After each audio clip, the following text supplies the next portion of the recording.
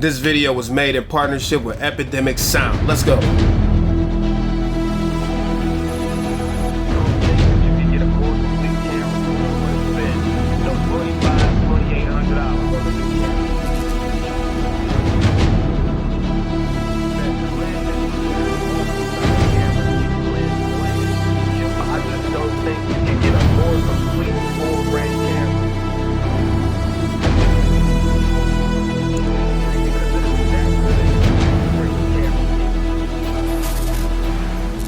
Y'all, tight shirt Terry Warfield. We just gonna cut to the chase. We not about to act like the Sony A7 III is not legendary GOAT status still because the new A7 IV is walking around the streets. Listen, we not about to play that game. I'm about to talk about in this video why in 2021, even with the A7 IV and the Canon R6 and all of these newfangled full frame cameras out here, why I still think you should grab a Sony A7 III right now today. So let me give you a little bit of backstory on my relationship with the Sony A7 III. I've been using this camera for probably about 2.5, close to 3 years, and I've used this bad boy on everything. I've used it for client projects, client videos, client photo shoots. I use it for YouTube. I use it for photography still to this day, and it's basically been my workhorse until I got the A7S III, and it's still my workhorse in some ways, and I just don't think that you could get a more complete camera for the money. So let's talk about competition real quick. At this price point, which the Sony A7 III brand new is still right around $2,000.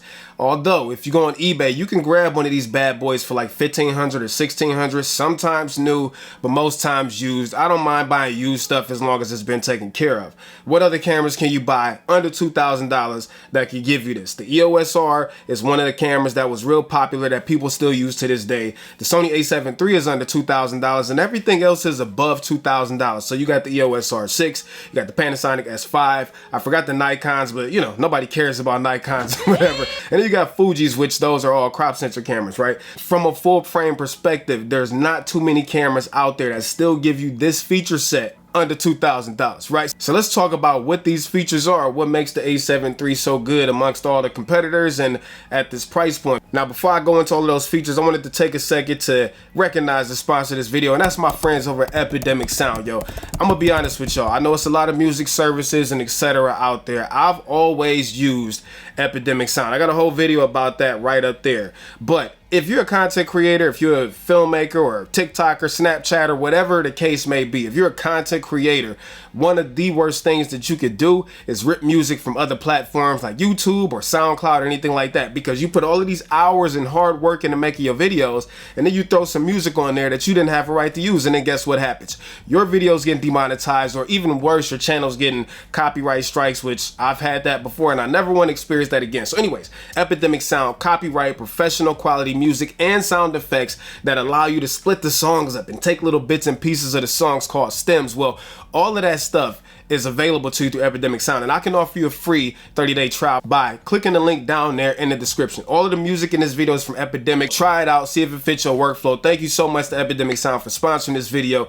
Let's get into the things that I love about the A7 III, and I'm gonna fire these off real quick. All right, number one is full frame. A lot of y'all don't know the advantages of full frame versus crop sensor cameras, and each one has its pros and cons, but I'm on the full frame side. I got a video about that too, and that's right there. It is a full frame 24 megapixel sensor that is great in low light. So what that means, if you strip away all the technical stuff, all of your photos on this camera come out crazy sharp, a ton of dynamic range, and the low light performance is outstanding. In addition to the photo quality, which we talked about, in addition to 4K oversample from 6K. What that means is the video quality in 4K is super duper crispy. Even by today's standards, the A7 III 4K is, oh my God. The only limitation of it is it's 8-bit. And what that means is, you know, when it comes to like color grading and all of that stuff, you can't get a whole lot of dynamic range out of it like you can some of the newer cameras, but nobody's ever watched the A7 III video like, oh my God, that looks terrible, because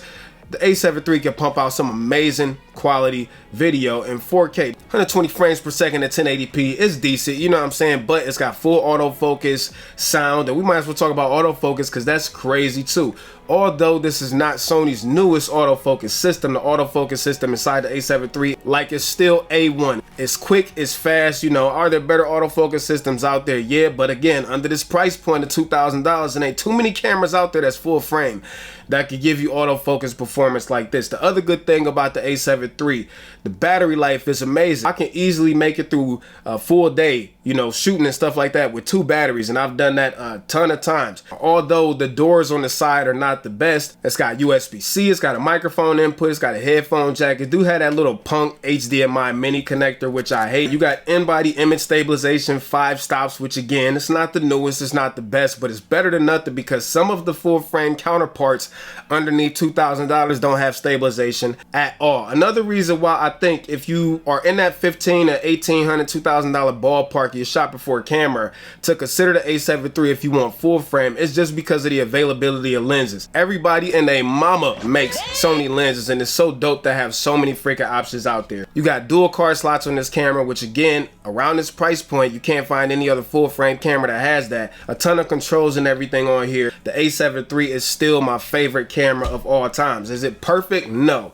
What things aren't perfect with it? I hate these flippy doors that I kind of talked about. The EVF, which is the little electronic eyepiece, is pretty crappy. The rear screen is, you know, pretty crappy. It's not the best. It does have a relatively slow processor in comparison to like the newer cameras like the A7S III, the Alpha 1, the A7 IV, and I hate the menu system on this camera. I've gotten used to it over the years, but yeah, going back to this camera after using the A7S III, it's kind of sucky, I'm gonna be honest. The menu system just isn't that good. I know a lot of people have problems with the mic jack on here, and also a lot of people have problems with failing shutters in the A7 III, so those are things that you want to look into before purchasing one of these. I haven't had either one of those problems, but just like anything else that gets mass produced, some of them do have problems. So I wish the ergonomics were better, but we are talking a camera that's 3 years old. It doesn't have Sony's latest and greatest bodies and grips and all that stuff. So all in all, I just don't think you could get a more complete full frame camera under $2,000 still to this day, and that says a lot about how good the A7 III was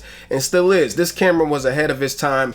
Everybody that has one, I mean, obviously they dealt with the stuff they didn't like about it, but you know, it's not too many people out there that told you they hated the A7 III because it is that good of a freaking camera. If you are in the camera market and you don't want to spend $2,500 or $2,800 on the latest A7 IV or Canon EOS R6 or anything like that, but you want full frame, but you want a camera that's still feature packed, jam packed, 4K, great slow-mo, dual card slots, great battery life, stabilization built into it, amazing picture quality, amazing low light performance, yo, you can't find, in my opinion, a better camera underneath $2,000 than the Sony A7 III. So you need to go ahead and get you one if you have not done so already. Everybody don't need the latest and greatest. I know everybody wants the latest and greatest, but the A7 III is still going to be a huge upgrade to some people. I don't care if the A7 IV is out here in these streets or not. Go and get you one if you don't want to spend, you know, $2,500, $2,800 on a new camera. You could use that money, invest in lenses. You still have an awesome solid camera. You could get lenses, lighting,